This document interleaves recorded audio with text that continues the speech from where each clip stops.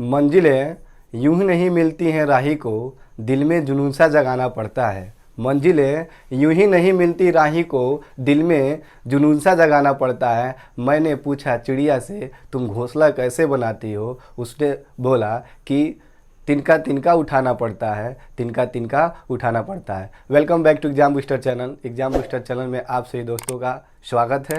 आइए हम इसी क्रम में देखते हैं फंडामेंटल ऑफ इंग्लिश का पार्ट 4, जो कि कल के सेशन में थोड़ा सा छूटा हुआ था, तो उसको आज मेंटेन करके हम आगे बढ़ते हैं।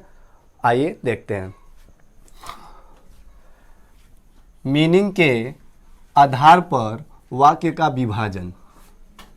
मीनिंग के आधार पर वाक्य का विभाजन सेंटेंस। आप सभी लोग जानते हैं कि मीनिंग के आधार पे जो वाक्य का विभाजन होता है वह 5 तरह से होता है। किसके आधार पे? मीनिंग के आधार पे, जिसका जो यूज होता है हम लोग नरेशन में करते हैं। नरेशन जो होता है इसी के बेस पे पढ़ा जाता है। तो आइए देखते हैं सेंटेंस को वे कौन कौन से पार्ट होते हैं जो मीनिंग के आधार पे होते हैं। सबसे पहला होता है असर्टिव सेंटेंस। सबसे पहला कौन होता है? असर्टिव सेंटेंस, जिसको हिंदी में कहते हैं साधारण वाक्य, जिसके 2 भाग होते हैं।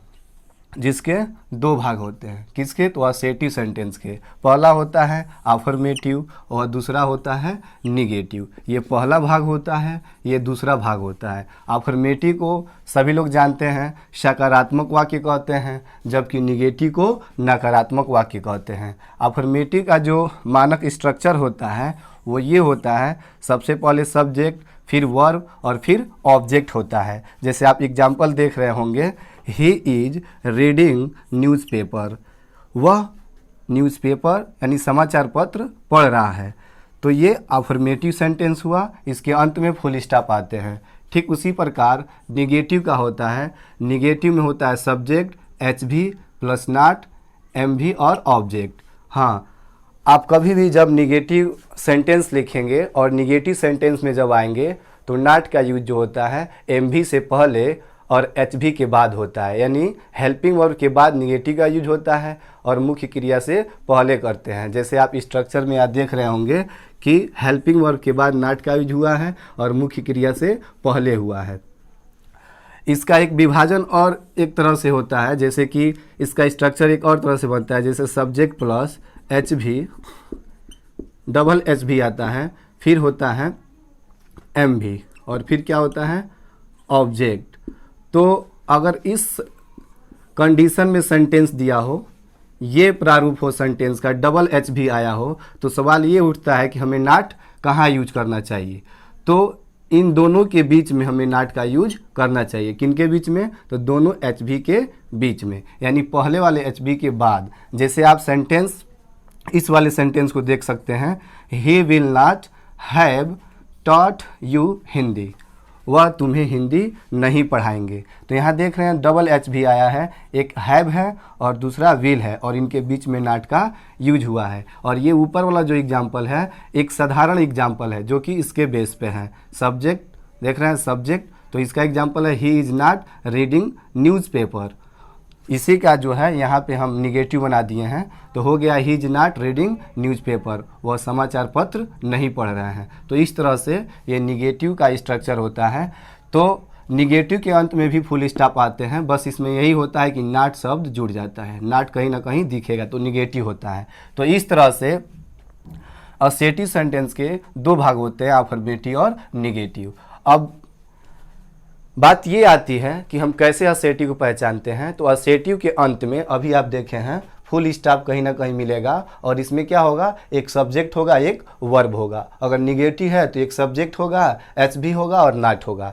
तो चाहे सेंटेंस अफर्मेटिव हो, चाहे सेंटेंस अफर्मेटिव हो, चाहे निगेटिव हो, क्या होता है? असर्टिव होता है। चाहे सेंटेंस अफर्मेटिव हो, चाहे निगेटिव हो, क्या होता है? असर्टिव होता है। इसी क्रम में हम आगे बढ़ते हैं। दूसरा इसका रूप होता है, तो दूसरा जो होता है इंट्रोगेटिव सेंटेंस होता है। दूसरा क्या होता है? इंट्रोगेटिव सेंटेंस, जिसको हम हिंदी में प्रश्न सूचक वाक्य कहते हैं। ये क्या करता है? इंट्रोगेटिव सेंटेंस क्या कहते हैं? तो इंट्रोगेटिव सेंटेंस क्या करते हैं? प्रश्न पूछने का कार्य करते हैं। जिस वाक्य से प्रश्न पूछने का बोध होता है उसे हम इंट्रोगेटिव सेंटेंस कहते हैं। जैसे आप देखिए इंट्रोगेटिव सेंटेंस के भी भाग होते हैं।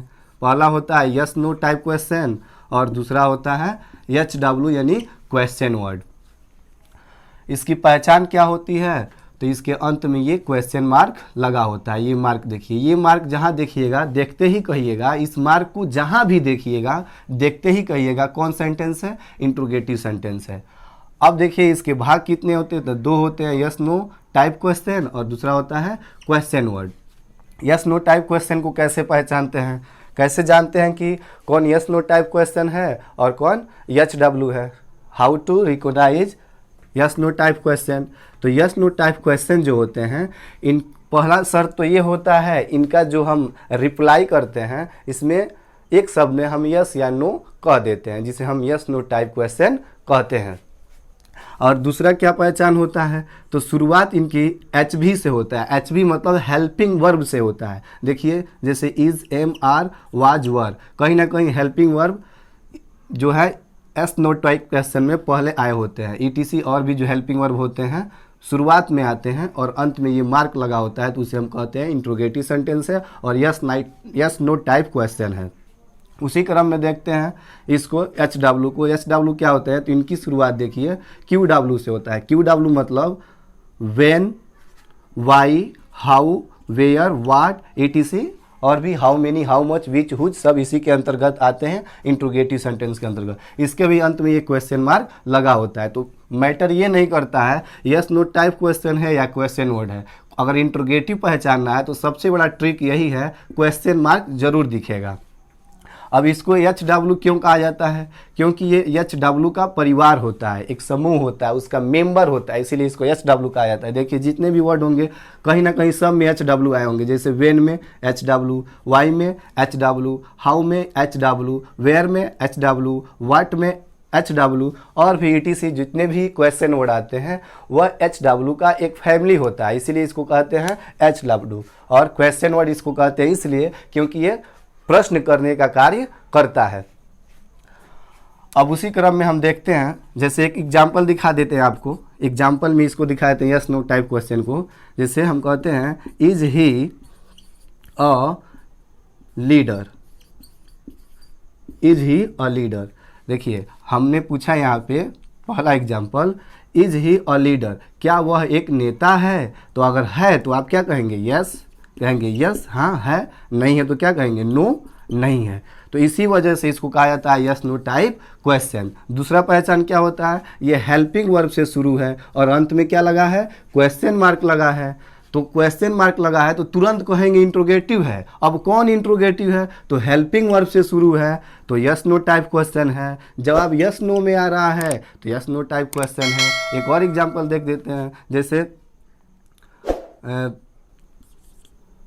Do you read book.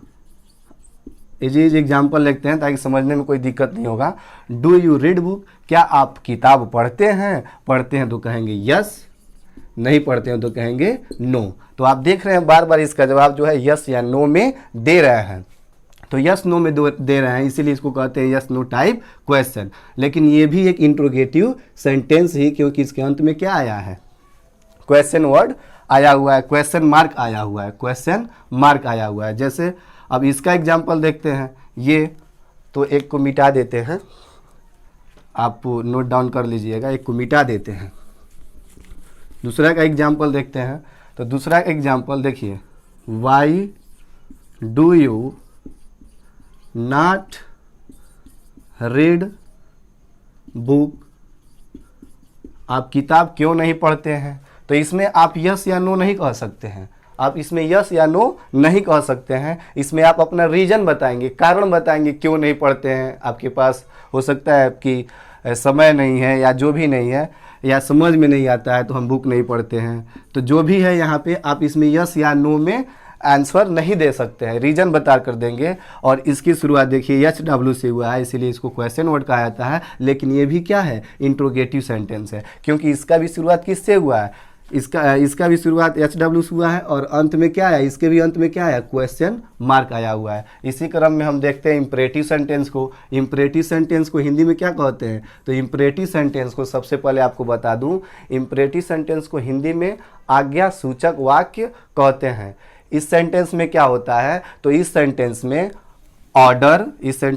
Order, advice और रिक्वेस्ट का बोध होता है। तो जिस वाक्य में आज्ञा, सलाह, निवेदन का भाव व्यक्त होता है उसे इम्परेटिव सेंटेंस कहते हैं। ऐसे वाक्यों में कर्ता यू होता है जो छुपा होता है, अतः वाक्य की शुरुआत एमवी फर्स्ट से होता है। जो सारे पहचान अभी आपको इसमें मिलेंगे। देखिए आप जान चुके हैं कि इम्परेटिव सेंटेंस क्या होता है। तो इम्परेटिव सेंटेंस में ऑर्डर होता है, वाक्य से ऑर्डर का बोध होता है, एडवाइस का बोध होता है, रिक्वेस्ट का बोध होता है। और इनकी पहचान क्या होती है, शुरुआत किससे होते हैं, तो एमवी फर्स्ट से होता है। कहीं ना कहीं डोंट दिखेगा, कहीं ना कहीं डू नॉट दिखेगा शुरू में ही, कहीं ना कहीं नेवर दिखेगा शुरू में ही, और इनके बाद कोई सब्जेक्ट नहीं दिखेंगे।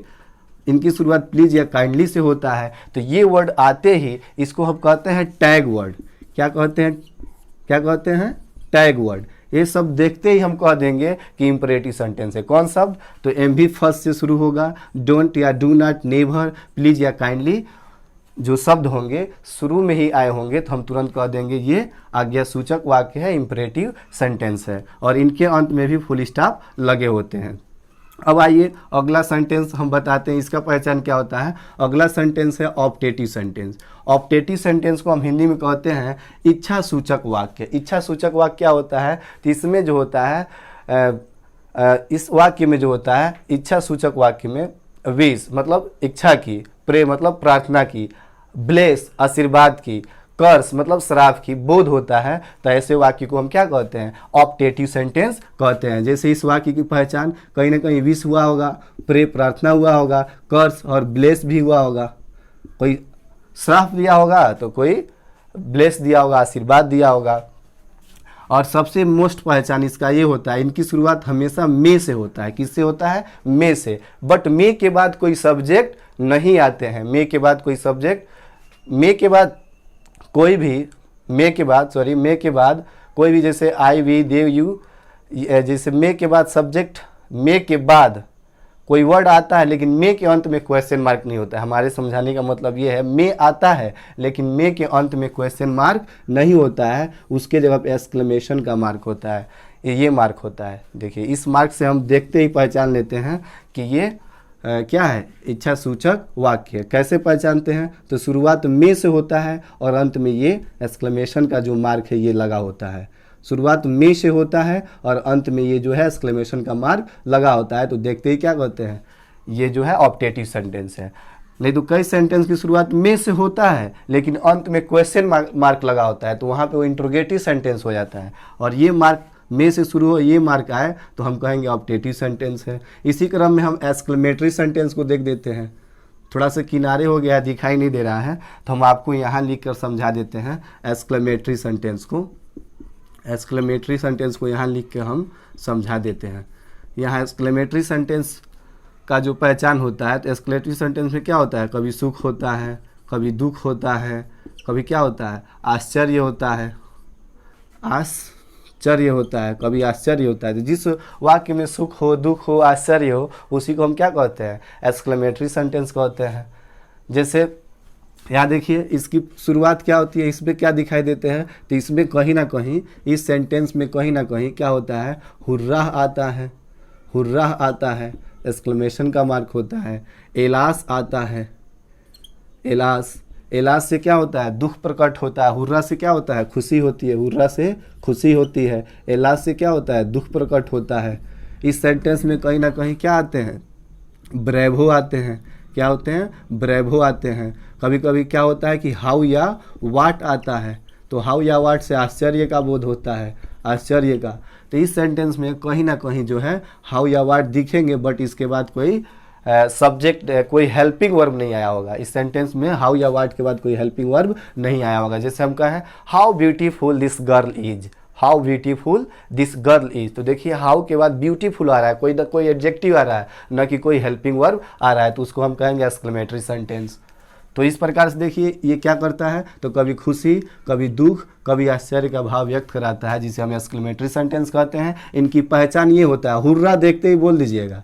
क्या बोल दीजिएगा बाबू? Exclamatory sentence. जहाँ भी वाक्य में दिखा हुर्रा, आपको ये एक्सक्लेमेटरी है। एलास दिखा, एक्सक्लेमेटरी है। ब्रेवो दिखा, एक्सक्लेमेटरी है। हाउ या व्हाट दिखा बट इसके बाद हेल्पिंग वर्ब नहीं दिखा तो एक्सक्लेमेटरी है। तो इस प्रकार से आप देख लिए कि जो मीनिंग के आधार पे 5 प्रकार के वाक्य होते हैं, सबका मैं पहचान रिकोनाइजेशन यहाँ बता दिया कि आप सेंटेंस को देखते ही बता देंगे कि कौन सा असेटिव सेंटेंस है, कौन सा इंट्रोगेटिव सेंटेंस है और कौन सा इम्परेटिव सेंटेंस है, कौन सा अपटेटिव सेंटेंस है, कौन सा एक्सक्लेमेटरी सेंटेंस है। तो आइए हम सरसरी निगाहों से एक बार फिर आपको जल्दी जल्दी बता देते हैं। जैसे असेटिव सेंटेंस होते हैं तो असेटिव सेंटेंस के 2 भाग होते हैं, अफर्मेटिव और निगेटिव। इंट्रोगेटिव सेंटेंस जो होते हैं इसके भी 2 भाग होते हैं, yes no type question, question word. इसका सबसे बड़ा पहचान क्वेश्चन मार्क होता है, सबसे बड़ा पहचान, इसको देखते ही कहते हैं इंट्रोगेटिव सेंटेंस है। इसके 2 भाग होते हैं, yes no type question, question word. आप देख रहे हैं कि यस नो टाइप क्वेश्चन अभी मैं आपको बताया हूं कि हेल्पिंग वर्ब से शुरू होते हैं, जिसका जवाब यस या नो में देते हैं। ये जो होते हैं QW से शुरू होते हैं यानी HW से, जिसका जवाब हम रीजन बता कर देते हैं। इंपरेटिव सेंटेंस क्या होता है? तो आज्ञा सूचक वाक्य होता है, जिनकी पहचान ऑर्डर, एडवाइज और रिक्वेस्ट होता है। कोई ना कोई वाक्य में ये भाव उत्पन्न होते हैं। इनकी शुरुआत, सबसे इंपॉर्टेंट पहचान, इनकी शुरुआत MV से होता है, डू नॉट, डोंट या नेवर से होता है, प्लीज या काइंडली से होता है। यही टैग वर्ड होते हैं, जितने भी लिखे हैं सब टैग वर्ड है। ये काफ़ी यूजफुल होंगे, जब आप नरेशन पढ़ेंगे तो ये काफ़ी यूजफुल होंगे। अगर ये आप सेंटेंस पहचान पाते हैं तभी नरेशन बना पाएंगे, अन्यथा आप भूस हो जाएंगे। क्या हो जाएंगे? भूस हो जाएंगे। यानी आप पहचान नहीं पाएंगे, या जब पहचान नहीं पाएंगे तो आपका सेंटेंस क्या हो जाएगा? गलत हो जाएगा। उसी तरह आप टेटिव सेंटेंस को आप देखे हैं, इसमें विश होता है, प्रे होता है और ब्लेस होता है, कर्स होता है। शुरुआत में से होता है और अंत में एक्सक्लेमेशन आता है, न कि क्वेश्चन मार्क। आप अभी एक्सक्लेमेटरी सेंटेंस को देखे हैं, विस्मयादि बोधक वाक्य किसको कहते हैं? अचानक भाव उत्पन्न होते हैं। जैसे मान लीजिए अभी कोई लड़की है, खूब अच्छे से तैयार होकर, रेडी होकर घर में से निकली और तब तक अपने दरवाजे पर पैर फिसला और गिर जाए, तो अचानक क्या कहेगी? ओ आउच, पैर में चोट लग गया। या नखड़े करेगी, रोएगी, तो खुश थी क्या हो जाएगी? दुखी हो जाएगी। तो ये क्या हो गया? दुख का भाव उत्पन्न हो गया। उसे हम कहेंगे यहाँ पे एक्सक्लेमेटरी सेंटेंस हो गया, ऐसे कह सकते हैं। तो ये पहचान है एक्सक्लेमेटरी का। हुर्रा आएगा, एलास आएगा, ब्रेवो आएगा, हाउ या व्हाट आएगा। तो इस प्रकार से आप देख रहे हैं कि पूरे सेंटेंस का पहचान क्या होता है मैं बता दिया।